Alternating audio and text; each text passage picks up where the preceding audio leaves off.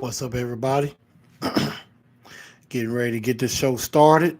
Hopefully, everybody gets tuned in. I'm gonna let everybody get in here just a little bit, and then we're gonna get started. And we are gonna have a good time. We got a nice, good show for you. Az Mick, what's up? You already early and on time. So I'm gonna go live for a moment so that everybody knows that the show is starting, so they can come and be a part of it.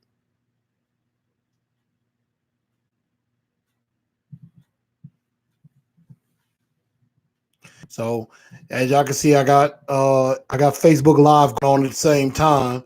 So just giving word to everybody that the show is about to start, and we're gonna have a really good time, and we got some good topics to get to and everything. So make sure y'all come on and join me live on YouTube, and make sure y'all share this show out. There is a arrow right at the bottom of the screen. There's a share arrow, so make sure y'all share the show out to everybody. Let everybody know what's going on. Let everybody know it's live, so that y'all can tune in and join me as we get ready to talk some Titans. So I'm on Facebook Live at the come off of it. So I'm telling y'all need to come from Facebook and go to YouTube and watch it because it's live. So I'm actually doing it as we speak. So um, I'm gonna come off of Facebook Live in a minute. So y'all tell everybody come on over to YouTube and watch the show from there. So you can watch it live on your phone, on your laptop, on your TV or whatever. I know the Stanley Cup final is going on. But I know the Nashville Predators ain't in it, so a lot of people may not even be watching. But make sure y'all tell everybody. Get everybody what's up, Chanel, Gino, and to here on Facebook. Like I said, y'all come on over to YouTube and watch and let me know y'all are on here. So we're gonna have a good time and we got a lot to talk about. So I'm letting y'all follow on in and everything. So I'm gonna get off of Facebook Live, but y'all make sure y'all spread that out to everybody so everybody know what's going on. All right. See y'all in a minute. I'm just putting that word out right there on everything. So we're gonna get started in just a minute.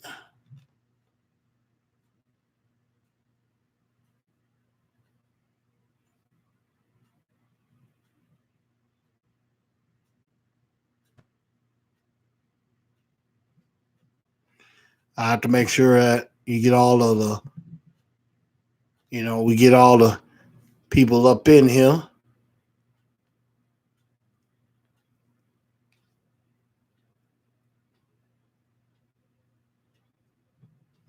So, now I'm on IG, on Instagram. What's up, Instagram? Letting y'all know Titans and Truth is live right now on YouTube. So make sure y'all get on in on YouTube so y'all can enjoy the show and spread the word out. Follow at Titans_in_Titans_in_ truth so that y'all can find out what's going on and y'all can enjoy the show as well. I see Gino. What's up with you? I see. Yeah, I know you at work. That's all well and good. I understand. So definitely make sure y'all pass the word on IG as well. We are live on YouTube right now.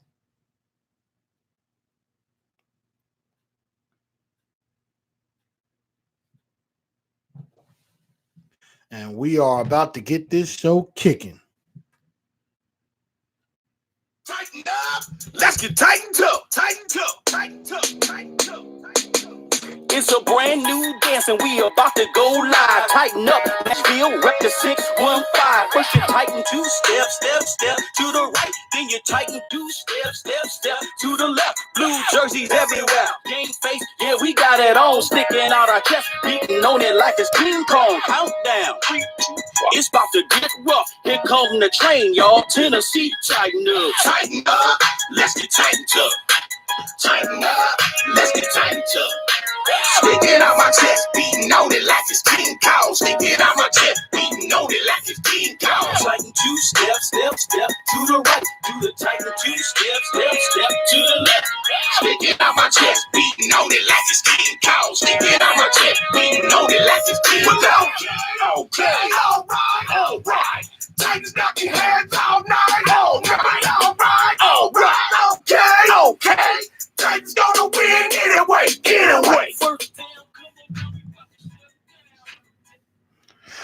good evening, Titan Nation. How's everybody doing this evening? Welcome into a brand new edition of Titans and Truth. I'm your man, Chris, aka Blue Enforcer, and I'm gonna be bringing you a good show, hopefully for the next hour, if not less, because I know some people probably watching the Stanley Cup. Um, we got a good show for you this evening, and make sure y'all share this show out to everybody. Y'all on Facebook is under TNT Enforcers. That's the page. And then on Instagram, it's at Titans_N_truth. And then, of course, on Twitter, it's at TNT Blue Enforcer. Excuse me, that's TNT BLUEN 4CER. That's where you can go to follow, get all the updates on stuff, get the shows out. I'm going to try to put some updates up there too. So, yeah, definitely keep tuned with that. And like I said, I see a couple people on. I see AZ Mick. I see Gino. I know you at work. What's up with y'all? Welcome in. And we got an action-packed show for y'all tonight. We're going to have a lot of fun. First thing I wanted to do is give y'all a little bit of an update. As I told y'all on last week's show, one of our fellow Tennessee Titan fans, a member of our family, of our Titans family, and a big time supporter of Titans and Truth, the lovely Miss Sharon Cushman she's in the hospital right now. She's been dealing with she dealt with a brain aneurysm last week, really the last couple of weeks. And everything. So I'm not really going to go too deep into details about that. I did get to visit her. I did get to visit her today and visit her daughter, Ms. Laura Powell. So I thank Ms. Laura for allowing me to be there to see her and her mother. And of course, I told her about, a lot of us in the Titan family definitely praying for her and trying to, be there for her in this dire time of need. So, of course, on my Facebook page, on mine under Chris A. Newell is also being shared on the TNT Enforcers page and some other Titans fan pages as well. I started a fundraiser in her name, so to kind of help with maybe getting like a gift for her, like some flowers or something Titan-esque, because she loves the Tennessee Titans as much as anybody. So wanted to do something really nice for her, and we've gotten some donations, trying to get at least up to $500. If we get more than that within the next week, we'll probably stop it by the end of the month. Depending on how long she's in the hospital getting her care. She is at Centennial Hospital right now. In the neuro intensive care unit. So if y'all need some information, definitely hit me up. About that, and I will definitely get you in the right connections with her daughter Laura, and get some information. I'm not going to go into detail on everything, but definitely reach out, and you can write on Miss Sharon's page or on my page and tag her and let her know that you're thinking about her and that we're all praying for a very speedy recovery. And she needs that right now, and she has a pretty long road to recovery, but definitely hope it's a speedy one for Miss Sharon. I know she's going to definitely make it through and make a full recovery and everything, and be right back at Nissan Stadium where she belongs with the rest of us. So definitely keep your prayers up. Keep your prayers up for her, and if you want to give, donate to the cause of that. Also, there is a GoFundMe account as well. So I will be definitely getting some kind of a gift for her, and also anything that's left will definitely go to the GoFundMe to at least help with medical expenses or anything that will happen for Miss Sharon's recovery. So definitely keep her in your prayers, and if there's any amount that you could give, that would be just so helpful to the Cushman family with that. It doesn't matter how little or how much. We've already raised up $100 already. So that's very good. I thank the people that have given support to that. it's just something I wanted to do and just wanted to do for her. And I appreciate all of Titan Nation stepping up with me. And I've started a hashtag, and I want everybody to spread this out. Hashtag Cushman Strong. That's hashtag CUSHMANSTRONG. Hashtag Cushman Strong. So we definitely need to spread that like a wildfire. Let her know that we're thinking about her and that she's in our prayers, and that that Titan Nation is with her and everything. And her daughter was very happy that I came by. Definitely happy to know that Titan Nation is thinking about her and that Titan Nation is with her in this fight. So if anything you can give, please do. Nothing else, offer up some prayers. I mean, hey, that definitely can help. So definitely prayers go up to Miss Sharon Cushman on a very successful recovery from this brain aneurysm. So my heart goes out to her. Let's see, Joseph, what's up? Definitely happy that Steve McNair, Eddie George finally get their jerseys retired. Miss Steve to this day. Not watching the Stanley Cup Finals. Gino comes and says, hey, Amy Adams Strong just assured a victory in the home opener. Colts are in trouble.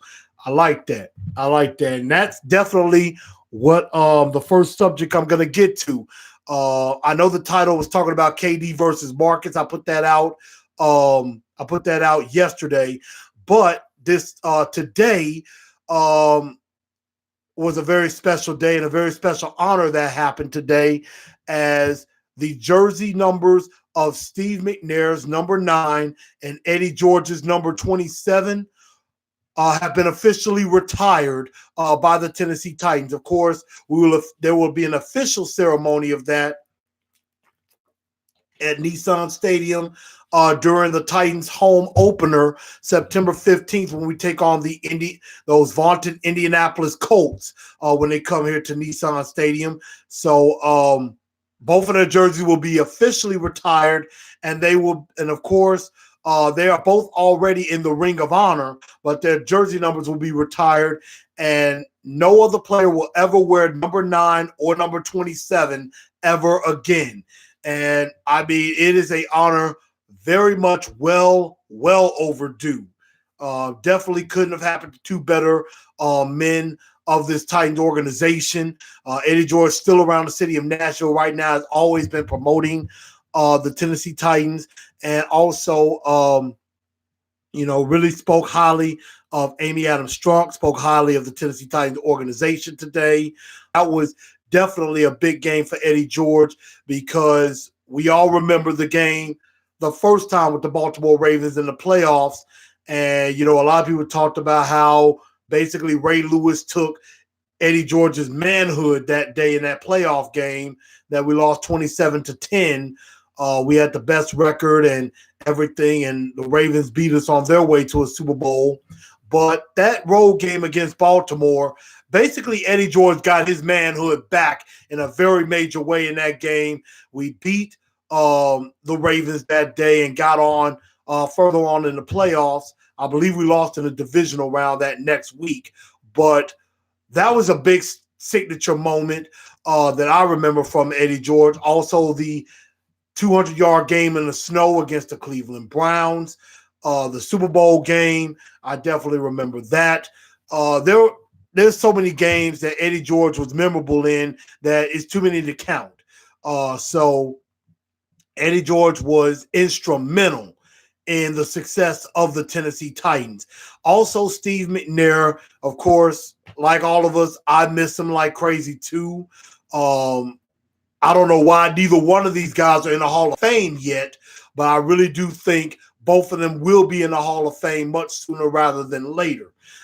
Steve McNair, I mean, one of my fondest memories, of course, was the Super Bowl game that he basically led this team to the 1-yard line close to victory. Eddie George played a big part in that as well. Nearly got in, and in all accounts, Kevin Dyson was in. That should have been a touchdown. We should have been going to overtime. And I remember hearing something on the radio earlier that the Rams were talking about that game and talking about how dog tired they were at the end of that game. And if that game went to overtime, in my honest opinion, the Tennessee Titans would have won that game in overtime because I mean the Rams were just gassed at the end of that game. So that was one of my fondest memories of Steve McNair. Another definite fond memory. I was definitely glad to see him back as a member of the Baltimore Ravens. Even though it was a Ravens versus Titan game, I believe the Titans won that game, but it was just good to see McNair back at Nissan Stadium. I hate he was in another jersey and everything with that. So that was definitely a memory. Also, I'm just going back in my history books. The game against Pittsburgh. I loved our rivalry games against Pittsburgh. The playoff game against the Indianapolis Colts was definitely memorable for both McNair and Eddie George. Of course, Steve McNair won MVP in 2003, co-MVP for Steve McNair. That was incredible. I mean, he was one of the only NFL players. He rushed for 3,500 yards and threw for 30,000 yards in his career. So, I mean, Steve McNair, there would be no Tennessee Titans without Steve McNair and Eddie George. Both of those guys were instrumental in what the Tennessee Titans are, were, and will be going forward. If it wasn't for Steve McNair, there would be no Marcus Mariota. If it wasn't for Eddie George, there would be no Derrick Henry. Definitely so. I mean, both of those players were extremely special on this team and to me personally. So, I miss Eddie. I miss Steve McNair like crazy. Eddie George, incredible. Actually, I do have a fond memory of Eddie George that I would never forget. I want to say it was a few years ago, back in 2015, I want to say. It was my birthday weekend, and some friends of mine and my wife, we all went to Monell's here in Nashville for breakfast. And so we were preparing to leave. We were about to leave, and one of my friends, one of my line brothers of Phi Beta Sigma was there, one of my friends, Mark Hayes. Shout out, what's up, Mark?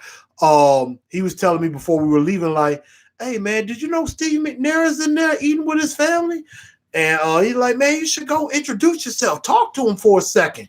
And I was like, no, man. I'm like, nah, he with his family. I wouldn't feel right just, barging in, on his family time and stuff like that, talking to him.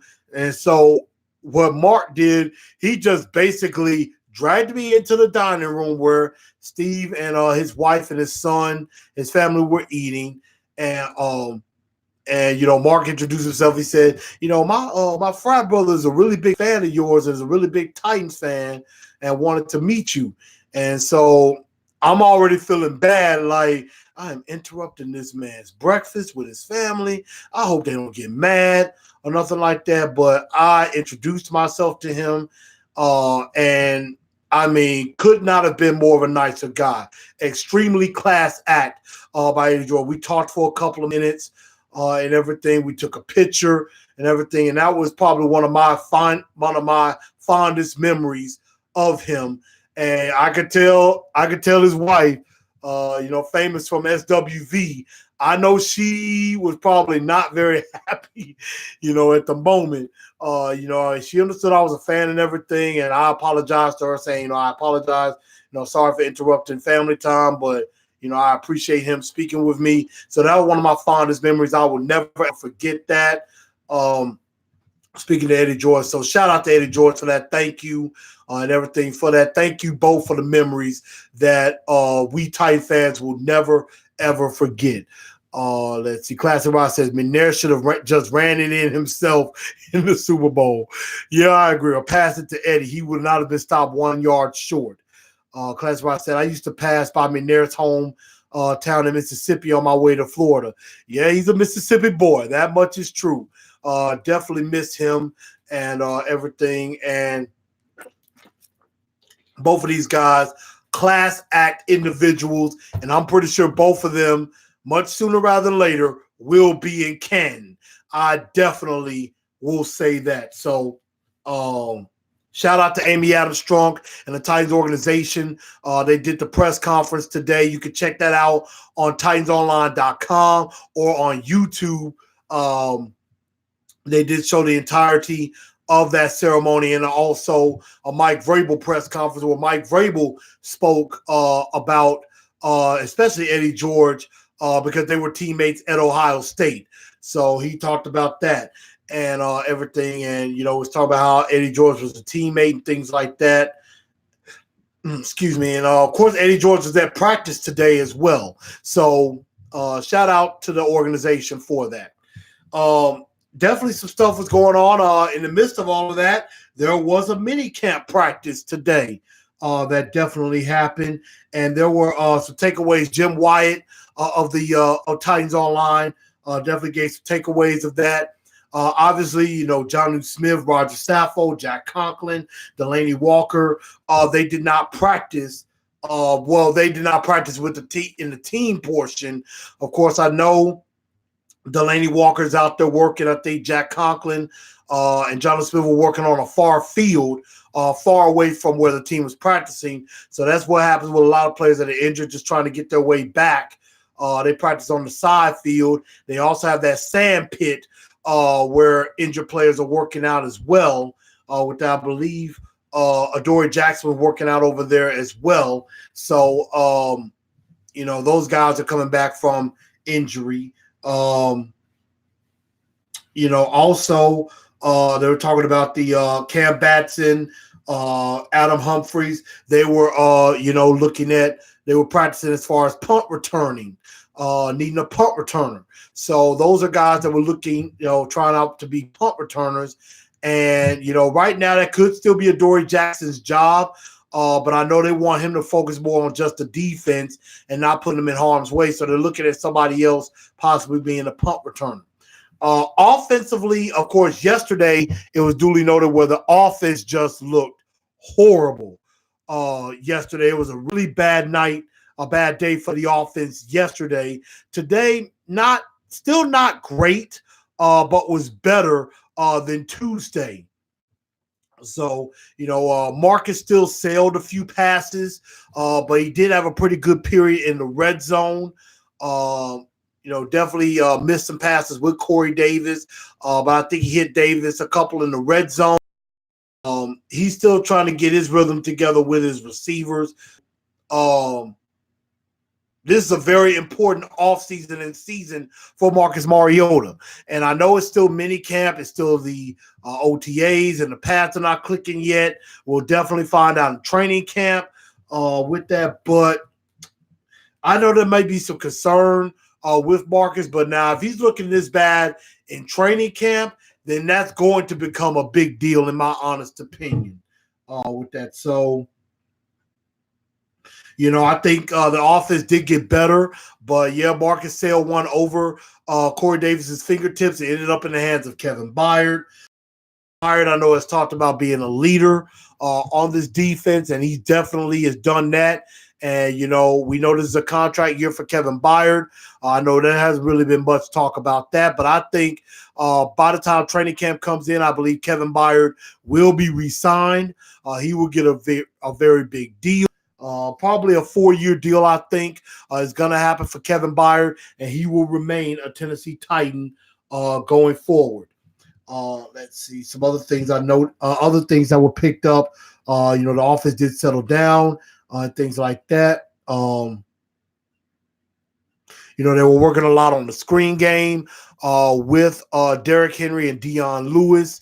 Dropped the screen pass earlier in the period, so that wasn't really good. But I know they're trying to, that's something that Derrick Henry isn't very used to, but it's something that he could get better at, and it'll help him in the passing game as well as helping in pass protection. Joseph says we lost against the New England Patriots in 2004 in the divisional round. Was heated about that. Yeah, I do remember that. That was that really, really cold game that I believe it was like negative. I think the wind chill was like -2 degrees or something like that. Like the temperature was like in the teens, if not less than that, maybe 9, 8 degrees. So I do remember that game where, there just missed Drew Bennett on fourth down. I believe it was a 17-14 loss to the Patriots in that game. Yeah, I remember that game now, definitely on a Saturday night. So I couldn't have forgotten about that. So I was heated about that. You took the words right out of my mouth. They should be in the Hall of Fame. I agree with that. Let's see. Mama Boy said, do you think Marcus will perform poorly due to the added pressure of him? He could very well be playing for his career. You know what? Maybe that added pressure does have something to do with it. Marcus can't worry about that. Marcus just needs to play his game. He needs to play his game and not worry about the fact that it is a do or die year. I know we're worried about it. Media's talking about it, but in the end, it's up to Marcus Mariota himself to deliver. So that's something that he has to do, and he's got to focus. He's got to focus. He's got to get it together and get it right. It's all on him. So, if he's putting any extra pressure on himself, he needs to just relax and let the game come to him and just play it his way. If he does that, he'll be fine. If, he plays that added pressure on his back, not to mention looking over his shoulder, thinking Ryan Tannehill might do something, that adds even more pressure. So Marcus has just got to play his game. That's what he has to do. And so, like I said, right now, I'm not really worried about it, but if in training camp or in the preseason games he's not looking that good, then that is cause for concern. And if that happens and it goes through the entire season, we're going to be looking for a new quarterback in 2019. That much will be a fact. So, and I was hearing this on A to Z Sports earlier today, and they were talking about that, like, hey, right now it's a small deal, but it could become a big deal, and if he has pedestrian numbers, we're going to be looking for a new quarterback in 2019. So that much is a fact. No ifs, ands, or buts about it. So it's all up to him with that. So definitely some work to be done. Also, Jeffrey Simmons spoke with the media for the first time since his introductory press conference. And right now, there is no timetable for Jeffrey Simmons' return to gain practice in team drills and stuff like that. A lot of us think that he may return in December to play towards the end of the year. But Jeffrey Simmons also said, hey, it's okay if I don't play at all in the 2018 season. I will come back when, when I feel that I'm ready and when the team feels like I'm ready. So they're not rushing this. And that is the absolutely perfect way to handle this. You do not want to rush this man back because he's going to be a cornerstone for this team for many, many years to come. King Isaac, what's up? So no, do not rush it. Do not rush it. Let him take his time in rehab. Let him make sure that he is 100% when he comes back, because we're going to need him in 2019 especially, and let that be his rookie year. So I have no problem with them waiting.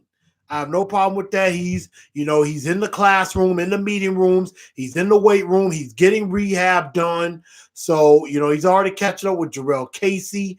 They're talking and things like that. So, they're talking about stuff he could do on the field as well as off the field and things like that. So I like where Jeffrey Simmons' head is as far as the rehab situation and making sure that he is 100% before he returns. Let's see. Also, A.J. Brown has signed his rookie contract, so all 6 Tennessee Titan players that were drafted are under contract. So there will be no holdouts from the rookies on that. So definitely glad that that got done. Play of the day has to be Dean Pease. They did it where him and Arthur Smith tried to catch punts using the jugs machine. Arthur Smith kind of missed on his, but Dean Pease right in the bread basket. And right when he spiked the football, the rest of the defense just huddled around him and were jumping and hollering and cheering for him, just happy for him. And that was really cool to see. I mean, Dean Pease could be our new punt returner. I wouldn't mind seeing that at all. I mean, that was a great catch he did on the first attempt. Didn't need no practice. So shout out to Dean Pease on catching those punts. That's what I'm talking about right there. King Isaac said, do you think the Titans will win 10 or 11 games? I did a show maybe a few weeks back. I mentioned how I think 10-6 is my standard. 11-5 is my ceiling. So 10-6 is my floor. 11-5 is my ceiling. If they go 9-7 again, I'll actually be very disappointed. I will not be happy with that because there's this whole mantra that the Tennessee Titans are trying to build in going from good to great. 9-7 is not going from good to great. I would probably say 10-6 is not really going from good to great. I think it's in the direction of heading. It is better than good, but it is not great unless you make a great playoff run. But that is a 10-6. You are definitely trending going from good to great, but you're not there yet. 11-5, I think you're definitely going from good to great. 12-4 would be considered great, in my honest opinion. But 10-6 is my floor. 11-5 is my ceiling. And this is a very, very, very tough schedule that the Titans have to deal with. But I think they can do it without a shadow of a doubt. Classic Ross says, I think that even if Mariota doesn't have great numbers, as long as the Titans win, he's clutch in the fourth, they will probably re-sign him. Now, yes, we cannot take away the fact that he has 11 fourth quarter. He has 12 fourth quarter comebacks in his career, and he did it against the Eagles earlier last year. He came back again. No, that was Blaine Gabbert. Excuse me, that did that. Came back against the Jets down 16-0. So,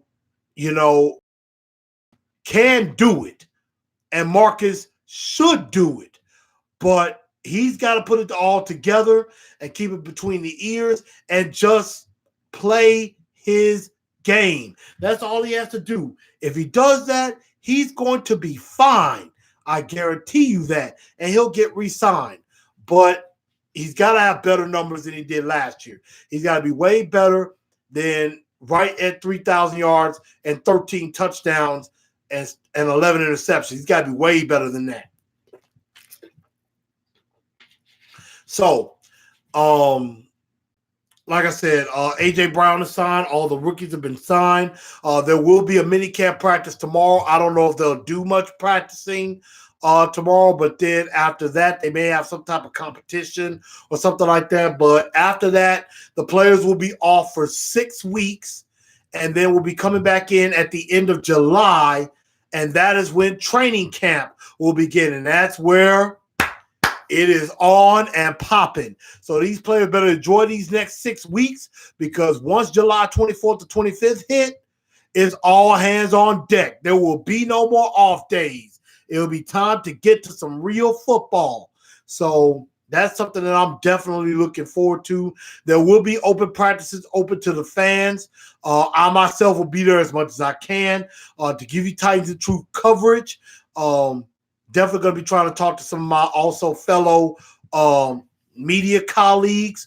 Definitely trying to talk to them, get some insight from them as well. So I'll be definitely trying to check in with Jim Wyatt, also with Zach and Austin from A to Z Sports. Tehran Davenport, he's the NFL Nation writer for the Tennessee Titans. He's been on the show quite a few times.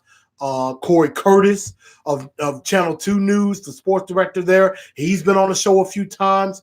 I'm definitely going to try to see if I could get Mike Keith or Amy Wells on as well at some point before the season starts. So that's something I'm definitely going to be aiming at doing as well. And I'm going to try to see if I can get with Paul Kaharski also. So I'm definitely going to be doing some networking also while getting some footage with the Tennessee Titans. So Titan practice is going to be up. I'll definitely talk about that and try to get the schedule up on my page and things like that. So be on the lookout for that.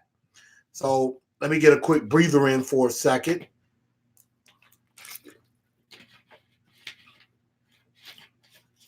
Let's see.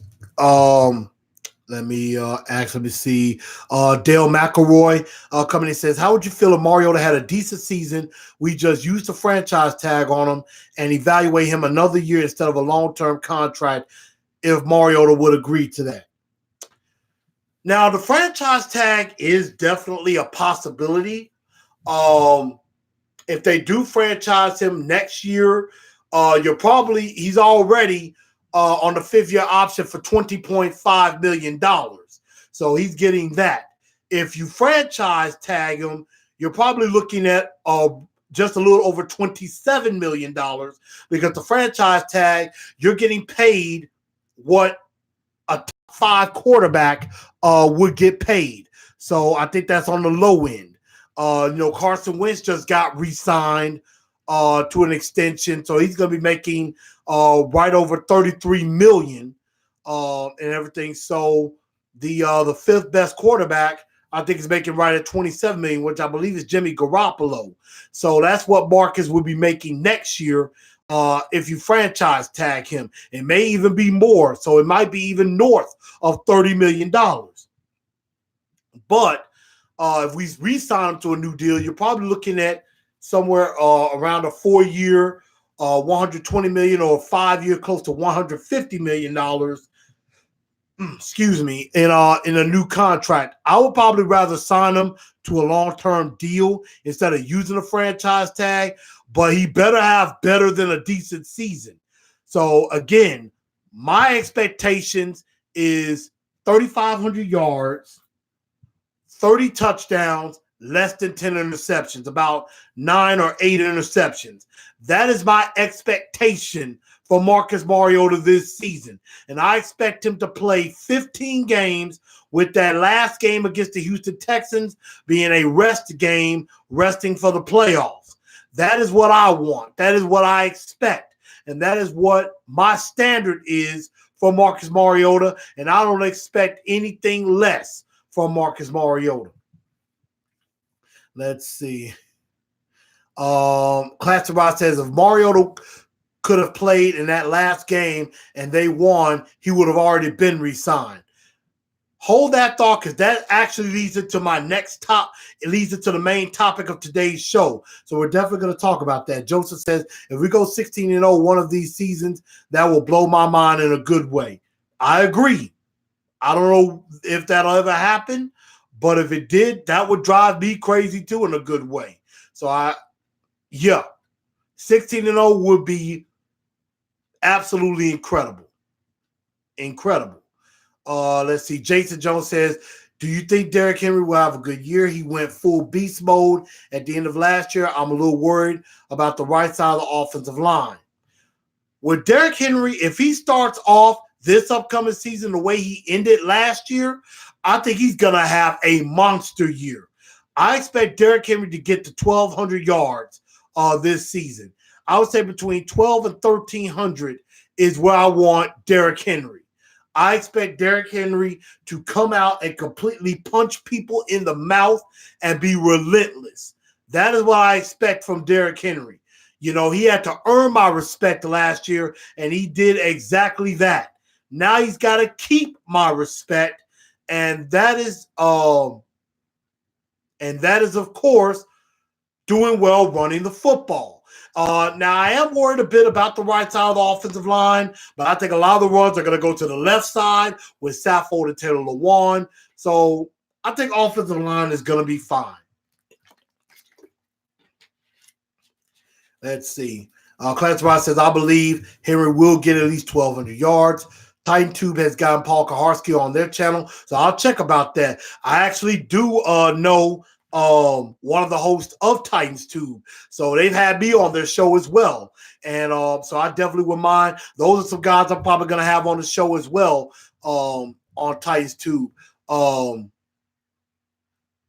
Justin and Caleb. So I'll definitely be talking to both of them as well. King Isaac said, to win a Super Bowl or playoffs, we need to beat the Colts. I agree. That's something I've talked about many, many times before, that John Robinson has to build a roster that beat the Indianapolis Colts. That is your number one goal. Beat the Indianapolis Colts. You got to beat them, because if you don't, it won't matter what we do. Okay? So beating the Colts is our number one priority. Dale McElroy says, I would love 30 touchdowns and 10 interceptions or less, but I believe that is way too optimistic.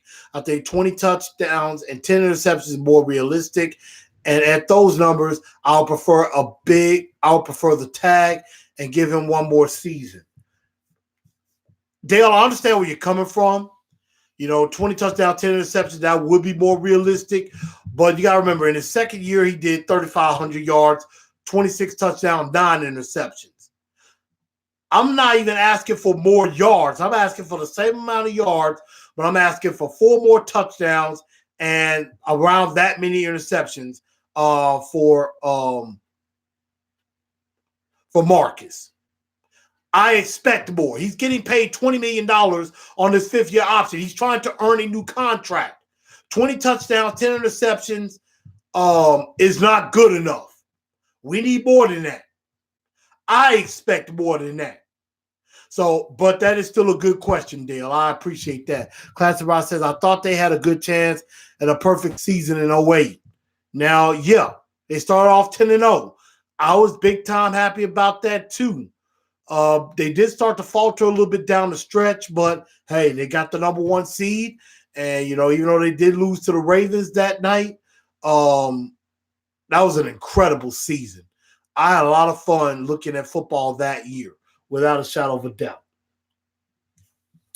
But my last subject, and we're going to talk about this real quick, is talking about, a lot of us have watched the NBA Finals and watched Game 5 with Kevin Durant, and how Durant came out and decided he was going to play and started, came out blaze of fire. And everything started off with 11 points, but then early in the second quarter, fell on that leg and ruptured his Achilles. And now he's out for the remainder of the playoffs, and, could have risked losing a lot of money in free agency. And so this is what I want to ask all of y'all tonight. KD decided to play in Game 5 after being out a month with what was supposed to be a strained calf, but it could have been more, because I have heard stuff saying he might have messed up his Achilles before, during on that first injury, and now was trying to come back. So KD coming back for Game 5 versus Marcus Mariota not playing in Week 17. And that's right, Classic King Isaac. Kevin Durant did have successful surgery earlier today on his ruptured Achilles. He has a long road back. So I'm thinking at least 6 to 12 months he's going to have to recover. But here's my question I have for all of y'all tonight. Which was the better decision? Don't think about the result. Do not think about the fact the Titans lost the game to the Colts with Marcus not playing. Do not factor in Kevin Durant getting hurt while he came back for the Warriors. Take that out of your mind. But just from before the game kicked off, What was the better decision in your opinion? Was it KD playing in game five? Or was it Marcus Mariota not playing in week 17? I'm going to give y'all a minute to think about that. What was the better decision? KD playing in game five, coming back from that injury, or Marcus Mariota not playing in week 17, given his damage with the ulnar nerve? Let's see. King Isaac said, sometimes I feel like the O-line is the problem. I mean, it has been a problem, not a huge problem, but right guard right now is going to be between Kevin Pompfield and Nate Davis. Right tackle, I still believe is Jack Conklin's job, but Dennis Kelly is going to push him forward without a shadow of a doubt. As Joseph says, Derrick Henry tore the Jacksonville Jaguars a new one in that Thursday night game, which he did to the tune of 238 yards. Without no doubt about that. King I said KD had surgery. That's true, he did. Derek Roberts comes and saying Marcus did the right thing in the end. KD might have ruined the rest of his prime trying to make others happy. Derek Roberts says, although Marcus feels like he lives in a glass house. Let's see, and that was piggybacking off his earlier comment. All Around Highlight says Marcus not playing. He says he goes with Marcus not playing because he didn't risk getting an even worse injury. Classic Ross says that's a trick question. No, it's not. There is no right or wrong answer to this question. So it's not a trick question. I'm just asking you, which one do you feel was the better decision? Kevin, when you hear the news, Kevin Durant's coming back for game 5, what did you think? Did you agree with that? Or did you agree with Marcus Mariota? The signs coming out with Marcus Mariota saying that he will not play in week 17. And let's see. Dale McElroy says, I think Marcus not playing was the right decision. Even if we beat the Colts, I didn't see us winning at all. And now after retooling the offense, he is healthy and ready to compete this season. If Marcus got hurt, we would be relying on a backup quarterback to tread water this year. And so I definitely like that. King Isaac says should have been 4-1, basically saying the Raptors should have won that game the other night. Joseph says Marcus not playing in week 17 against the Colts last season was a good idea. Again, take the result out of it. Don't think about the fact that Kevin Durant got hurt. Which one do you think? And right now, I think all of y'all are kind of thinking the same thing I am too. I'm going to say the better decision was Marcus Mariota not playing in a game in week 17. And this is why I say that. Marcus had a much more dangerous injury that he had to deal with, the ulnar nerve in the elbow. Because he, even though he practiced most of the week and people were expecting him to play, and I believe the team doctors had medically cleared him, but he also got a second opinion. And that doctor basically said, you could be risking your career if you play that night. Because if you get hit in that arm, if you get hit in that nerve, you may not ever be able to recover from that. You may not ever be able to throw again. And so, if, all of y'all remember my rant on Facebook Live the night after the game, or you remember my show the week after the game. And at first I said I was mad. I was like, Marcus should have played. Marcus should have played. If it was Steve McNair, he would have played. But after I had to really think about it, and I had to really think about his health, his career, I understand and agree with why Marcus did not play week 17, because there are two sides to every story, you know. And like I said, I got this idea from Zach and Austin of A to Z Sports. I give them credit because they were basically talking about, you know, who's to blame for what happened with KD and compared it to Marcus Mariota. And so, you know, I agree. I think the best decision was Marcus not playing, because look at both sides of the story. Yes, if Marcus played and we had won, you know, if we had played, we had won, got into the playoffs, Marcus is a savior. Marcus is a savior, probably does get re-signed. And we talking about Marcus in a whole different light, saying, man, he's a hero. He's got balls. He's, you know, the best, one of the best quarterbacks in Titan history. You know, even though that does belong to Steve McNair. We'd have been just overjoyed with Marcus, no matter if he had lost the first playoff game or not. Against the Houston Texans, we would be praising Marcus. Now, another scenario would have been, what would have happened if Marcus went in there and we would have lost the game? Now, I think we would not have blamed Marcus for the loss unless he just made some boneheaded plays. Then, yeah, I could see that. Or we keep with this narrative, Marcus didn't play, you know. If Blaine Gabbert would have won the game, I think Blaine Gabbert is still on the team as the backup quarterback. But Marcus didn't play. We lost. Blaine Gabbert's no longer on the team.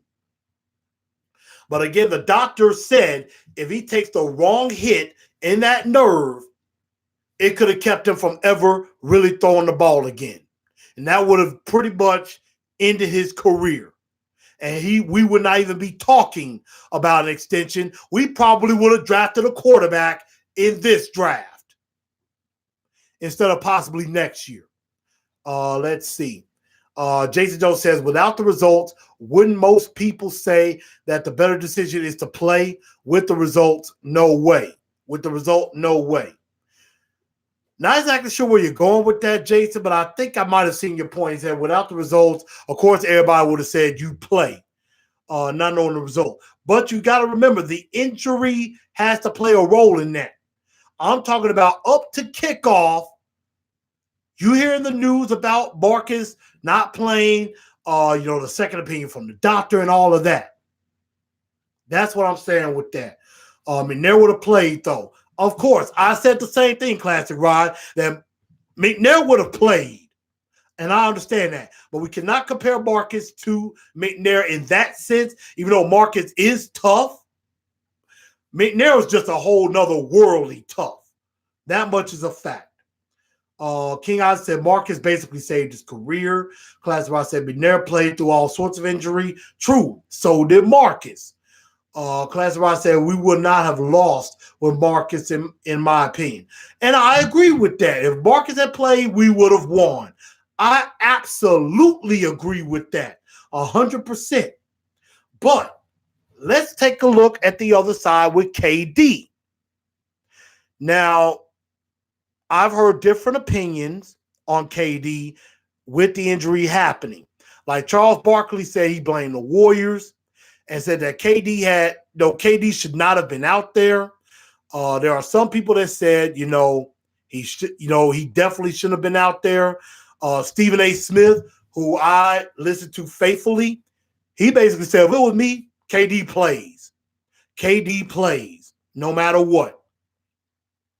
And he was talking about it from, I know that Stephen A. Smith, Stephen A., I love you. Big fan. Definitely listen to the Stephen A. Smith show faithfully. He said, if it was me, he would have played. This dude getting paid regardless, no matter what happened. So it wasn't a risk to him. He would have played. Charles Barkley says he should not have played. And, there are arguments on both sides. Now, let's think about this. KD, if Okay. Let's say KD doesn't play. Now, okay. Let me start off with what did happen. What did happen was KD played, got injured again, and made it worse. The Warriors won, though. So, I mean, yes, in that situation, it's like, you still got Steph, you still got Clay, you still got both of those guys. The Warriors are going to be good regardless. You got Draymond, you got Iggy. They're still good regardless with Kevin Durant or not. They're They're damn near unstoppable with KD. They are still in this situation in the finals without KD.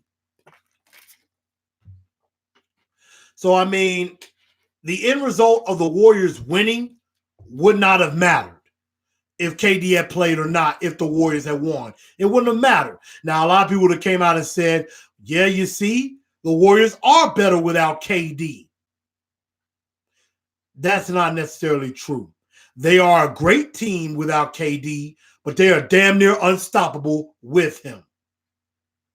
Now, the other scenario is KD plays, Raptors come back and wrap up the series, which they almost did. I'm pretty sure the narrative would have been, why did KD come back now? You lost. You lose the game. Why did KD come back now? And I'm going to explain that in a second. I'm going to explain why I think KD came back. And then there's the scenario of KD doesn't play and the Warriors win. They'd have been like, see, we're better off without KD. He's going to leave anyway. He already got one foot out the door. He headed to Brooklyn or New York. We don't need him. And if they had lost, Raptors wrap it up. KD is probably leaving, gone into free agency. And there's a situation where KD, doesn't play in the, well, that was if KD didn't play and the Warriors win. If KD doesn't play and the Warriors lose, it's like, Dad, we really could have used KD's help in this finals. He ready to go make his money in New York or Brooklyn or somewhere else, Clippers or anywhere else. He ain't care about us. He worried about making his money. Here's my honest opinion. I give about 10% blame to Kevin Durant. 10% because, team doctors medically cleared him. And and I want to say he did get a second opinion. They didn't really talk about all of that. But he did get a second opinion. And, there is little to no chance of you re-injuring this. So something wasn't right. If KD was not fully 100% or not even 80%, he should not have went out there. He should not have played. But it looked like he was back to normal. Injuries can happen to anybody. That's the chance that he took going out there in Game 5. Because, yes, he could have played, did well, could have scored 40 points. Game 6 and 7, he's fine. Now, he could have easily have gotten injured in Game 6 or Game 7. It's one.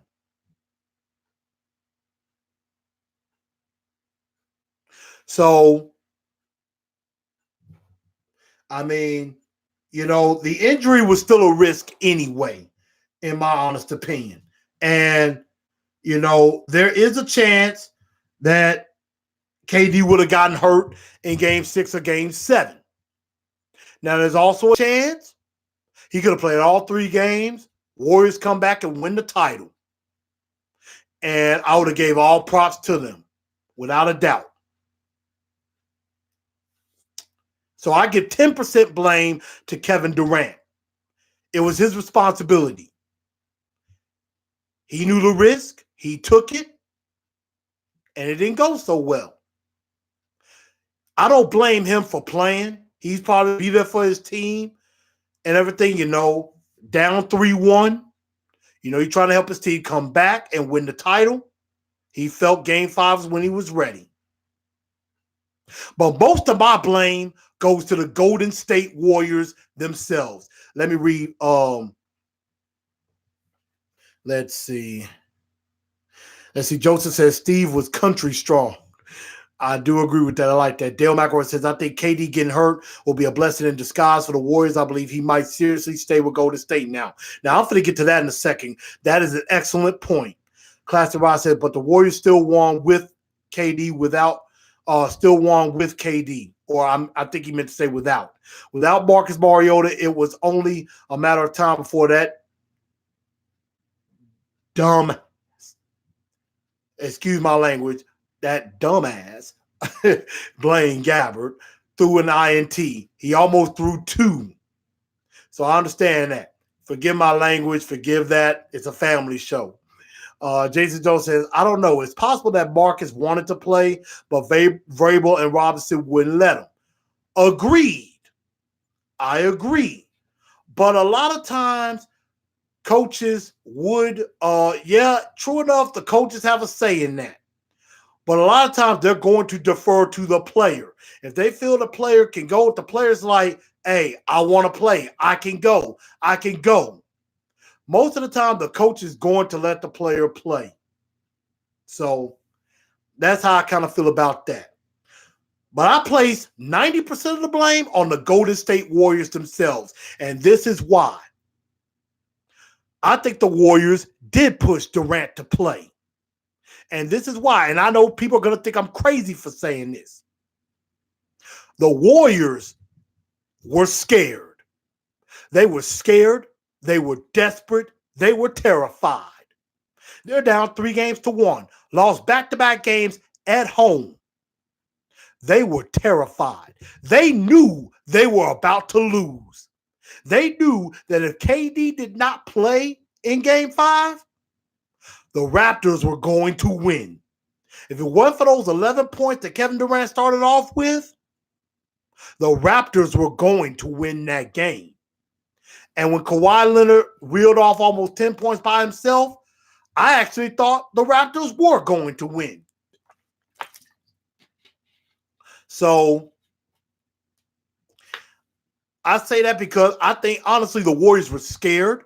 They were desperate. They knew they were about to lose, and that Kevin Durant was their only hope.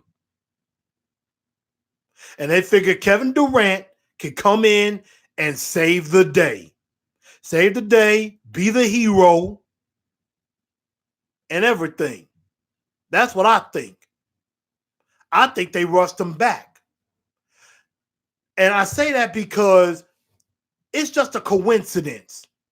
The Warriors are down 3-1, about to be eliminated, and all of a sudden KD is ready to play. When reports kept coming out saying that he may come back, that it looks all signs point to him coming back in Game 4.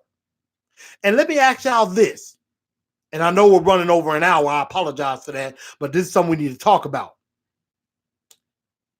If the Warriors were up 3-1 going to Game 5, do you think Kevin Durant's playing in that game? Don't take long to answer, because the answer is no. Kevin Durant would not have been playing if the Warriors were up 3-1 or even tied at 2. I don't think Kevin Durant's playing in that game. Because if Kevin Durant was so ready to play and they had him cleared, why didn't they do all this before Game 4? Why didn't they do all this before Game 3? Because they figured it was 1-1 or just down 2-1. They didn't think they needed him that bad. They weren't going to rush him back.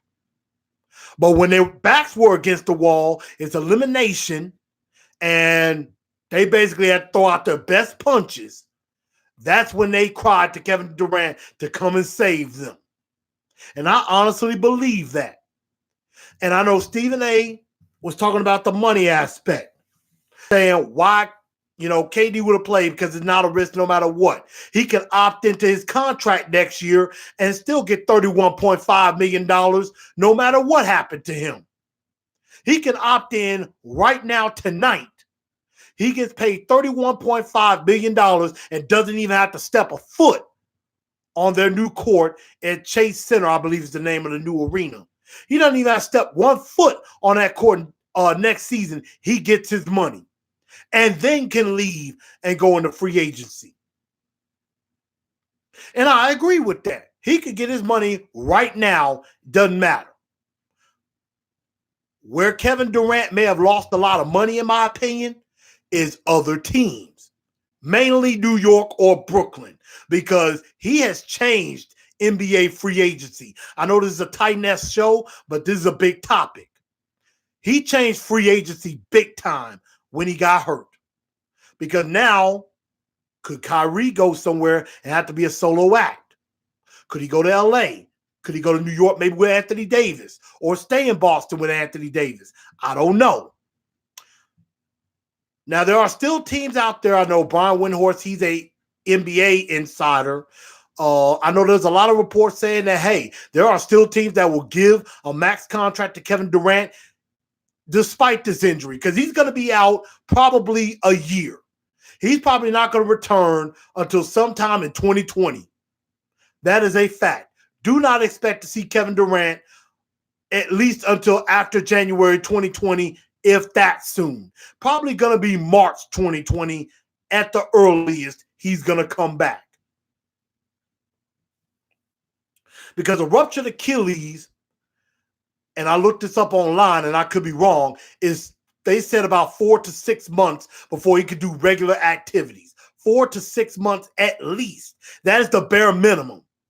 Most likely he's going to be more out 6 to 12 months recovering from it. And even if a team signs him, I would not rush him back for nothing in this world. You already paid him. No need to rush him back. He's already getting the money. Can't take it back.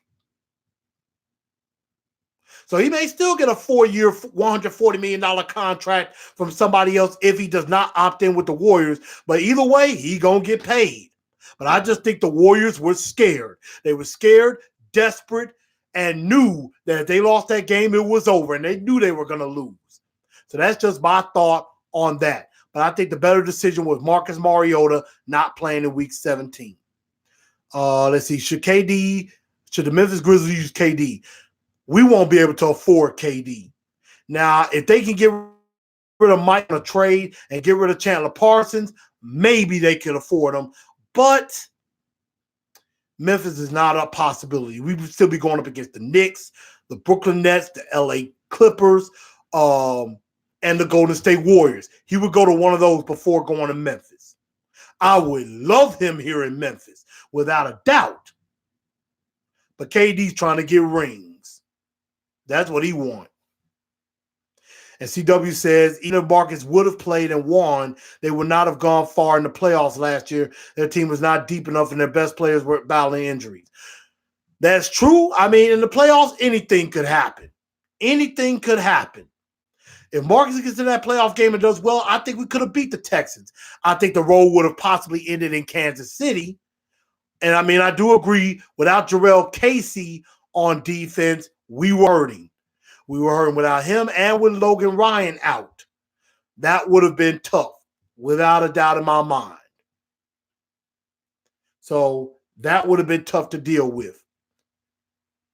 But again, y'all, make sure y'all share this show out. Y'all know at Titans_N_Truth on Instagram, Facebook, TNT Enforcers, Twitter, TNT Blue Enforcer. I'm going to be updating the website. And definitely going to be getting ready. I'm going to be coming up with some interesting subjects while the Titan players are away before training camp. Training camp will begin in late July, probably around July 24th or 25th. So definitely get ready for that. It's going to be open up to fans. So y'all are going to see me out there, without a doubt. So hopefully everybody has a good rest of your Wednesday.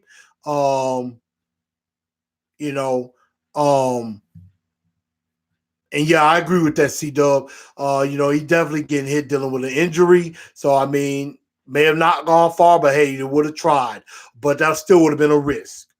But y'all, I'm finna get up out of here. I know all y'all probably finna get back and watch the rest of the Stanley Cup or watching some NXT or something like that. I appreciate y'all tuning into Titans and Truth. I'm finna go get me something to eat. Spread the word. Again, keep Miss Sharon Cushman in your prayers. If you can donate to the cause, please do. We're definitely trying to help her with a small gift or trying to help with some of her expenses. And hope everything is good. Dale McElroy, thank you. Make sure y'all share this out. Share it out. Needs to new subscribers. And I will holler at y'all next week on Titans and Truth. Let's tighten up.